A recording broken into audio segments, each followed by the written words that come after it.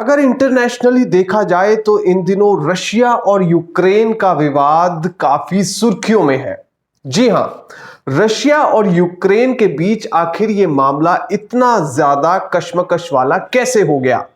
क्यों ये यूक्रेन दावा कर रहा है कि रशिया के 90,000 सैनिक उसके बॉर्डर्स पर आकर खड़े हो गए हैं? यूएस इंटेलिजेंस की रिपोर्ट कह रही है कि किसी भी समय रशिया यूक्रेन के ऊपर हमला कर सकता है और यह स्थिति एस्केलेट होकर वर्ल्ड वॉर जैसी स्थिति में भी शामिल हो सकती है, क्योंकि इस वॉर में अमेरिका से लेकर यूरोप पूरी तरह से शामिल होते डायरेक्टली और इनडायरेक्टली नजर आ रहे हैं। इस पूरे मामले को आज समझने की कोशिश करेंगे। जियोपॉलिटिक्स क्या कहती है, डोमेस्टिक पॉलिटिक्स यूक्रेन की क्या कहती है, क्या लोकेशन है और यूपीएससी की दृष्टि से अगर हम एनालिसिस करना चाहें तो इस मामले का क्या निकल सकता है।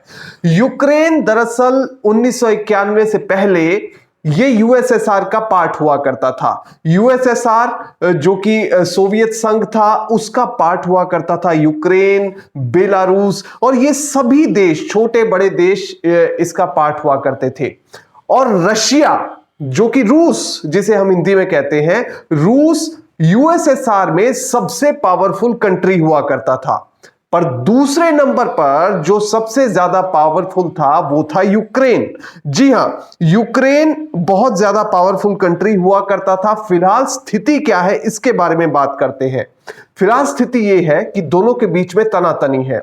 बॉर्डर पर सैनिक खड़े हैं। यूक्रेन कहता है कि ये सैनिक कभी भी मुझ पर हमला कर सकते हैं। यूएस इंटेलिजेंस की रिपोर्ट भी यही कहती है और जो हिस्टोरिकल डेटा है वो भी इस ओर इशारा करता है, क्योंकि 2014 में यूक्रेन पर हमला किया था और रशिया ने हमला करके क्रीमिया को, जो कि यूक्रेन के साउथ में पड़ता है, उसको अपने अंदर मिला लिया था, अपनी बाउंड्रीज में मिला लिया था। तो क्रीमिया को 2014 में रशिया ने अपने अंदर मिला लिया था और यूक्रेन से वो पार्ट अलग हो गया था। इस वजह से अब कयास लग रहे हैं कि रशिया एक और हमला कर सकता है, रूस एक और हमला कर सकता है यूक्रेन को दबाने के लिए। अब रशिया ऐसा आखिर करेगा क्यों?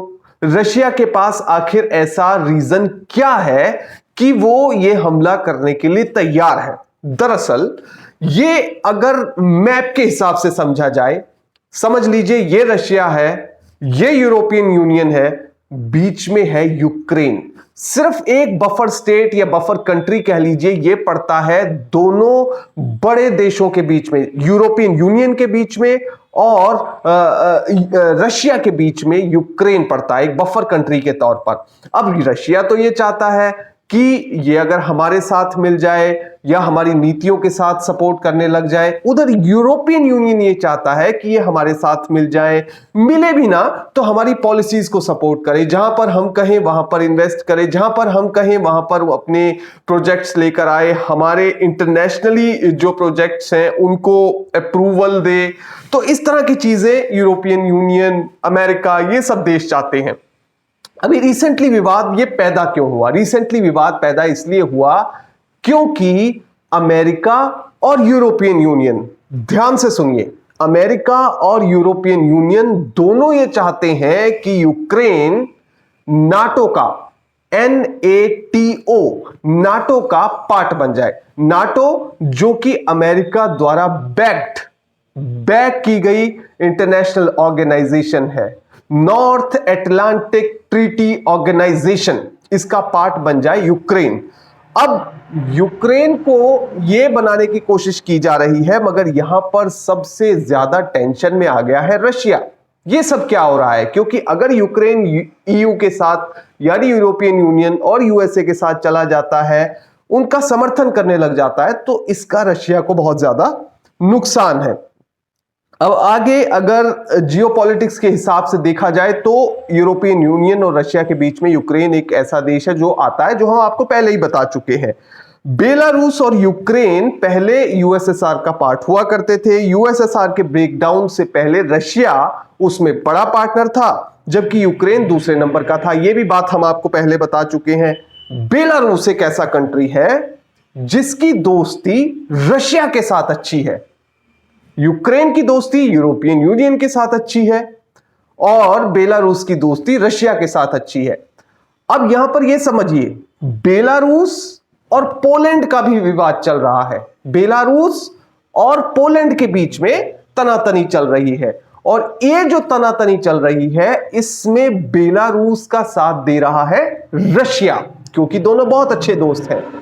और दूसरी तनातनी है यूक्रेन और रशिया के बीच में, इसमें यूरोपियन यूनियन यूक्रेन का साथ दे रहा है, अमेरिका यूक्रेन का साथ दे रहा है। अब यह माना जा रहा है कि अगर इंटरनेशनली ये वॉर बड़ी हुई, ये मान लीजिए कल को लड़ाई हो जाती है, तो अमेरिका इस वॉर में कूद सकता है, और जहां पर अमेरिका कूद गया, जहां पर रशिया कूद गए, तो समझ लीजिए कि वर्ल्ड वॉर शुरू। तो अब इसको दबाया कैसे जाए? दबाने के लिए काफी कोशिशें चल रही हैं, पर फिलहाल तनातनी की स्थिति बनी हुई है और यह स्थिति बरकरार है। अब आगे आपको बताते हैं कि रीजन क्या है। एक तो नाटो वाला रीजन हमने आपको बता दिया, एक और बड़ा रीजन है। दरअसल यूनाइटेड किंगडम, ध्यान से सुनिए, यूनाइटेड किंगडम और यूक्रेन के बीच अभी रिसेंटली एक डील हुई है। अब यूक्रेन में ओचाकिव और बर्नडंसक नेवल बेस बनाए जाने का प्रोग्राम है। ओचाविक और बर्नडंसक नेवल बेस बनाए जाने का प्रोग्राम है। यूके के साथ ये डील हुई है, जो कि रशिया को बिल्कुल रास नहीं आई है। दरअसल ये जो पोर्ट्स हैं, इनकी स्ट्रेटेजिक लोकेशन ऐसी है कि रशिया का मानना है अगर यूके, यूएस और इंटरनेशनल ये फौजें यहां पर आकर, नेवी यहां पर आकर खड़ी हो गई, तो कभी भी रशिया को मात देने की कोशिश की जा सकती है। रशिया के बॉर्डर के बहुत नजदीक है ये नेवल बेस, तो इसलिए रशिया की कोशिश है कि यूक्रेन ऐसा ना करे। अब देखिए, अगर हम आर्मी के हिसाब से देखें तो यूक्रेन कहीं से कहीं तक भी रशिया के सामने टिकता नहीं है। रशिया के पास 9 लाख से ज्यादा आर्मी है और यूक्रेन के पास सिर्फ 2,09,000 के करीब आर्मी वाले जो अपने सैनिक हैं। तो अगर उस हिसाब से देखा जाए तो एक चौथा हिस्सा भी यूक्रेन के पास नहीं है। तो वैसे तो सीधे सीधे यूक्रेन लड़ नहीं सकता, मगर अगर इंटरनेशनली अमेरिका जैसे कंट्री या यूरोपियन यूनियन के अलग अलग देश इसमें आकर कूद गए, तो एक बड़ा वॉर बन सकता है, एक बड़ा वॉर जोन, जो हमने पहले सीरिया में देखा है या और कई देशों में देखा है। अब यूरोपियन यूनियन इस पूरे मामले पर क्या कह रहा है? दरअसल आमतौर पर युद्ध के मैदान में लड़ाइयां आजकल कम होती हैं, वाक युद्ध यानी कि वॉर ऑफ वर्ड्स आजकल ज्यादा खेले जाते हैं।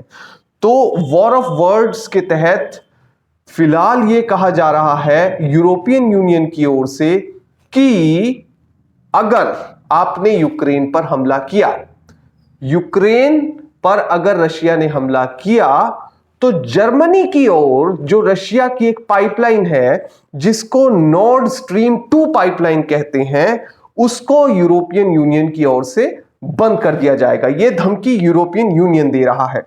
तो इंटरनेशनली ये बड़ा एक स्ट्रेटेजिक सी फिलहाल स्थिति बनी हुई है, और देखना यह है कि आने वाले समय में होता क्या है, क्योंकि दोनों ही देशों के बीच कशमकश बरकरार है। माना यह जा रहा है कि दोनों देशों को पास लाने के लिए कुछ मित्र देशों को आपस में टेबल टॉक्स करवानी चाहिए, ताकि ये जो तनाव है कम किया जा सके। नमस्कार।